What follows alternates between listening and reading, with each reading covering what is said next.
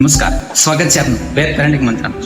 આપણે જ્યારે એક મોબાઈલની ખરીદી કરીએ છીએ ત્યારે કેટલો સ્ટડી કરીએ છીએ કે કઈ કંપનીનો મોબાઈલ લેવો સારો, કઈ કંપની સારી, એમનો કેમેરો કેટલા પિક્ચરનો છે, એમનો સાઉન્ડ કેવો છે, એમનું બેટરી બેકઅપ કેવું છે, એમનું ચાર્જર કેવું છે, એમની ક્લિયરિટી કેવી છે, આ બધું જ સ્ટડી કરીએ અને પછી આપણે મોબાઈલ લઈએ છીએ.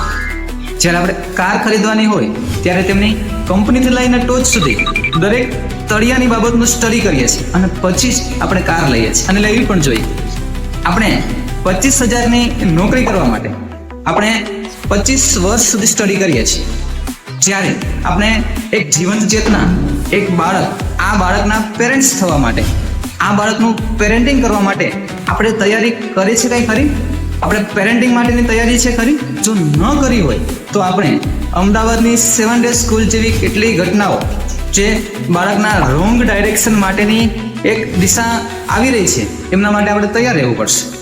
એમ કહેવાય કે જો આપણે બાળકના ઘડતરની અંદર એટલે કે એમના પેરેન્ટિંગમાં ધ્યાન નહીં આપીએ ને તો પછી એમના રિપેરિંગની અંદર સત્તા, સમય, સંપત્તિ, પરિવાર અને બાળકને પણ ગુમાવવાનો વારો આવી શકે છે.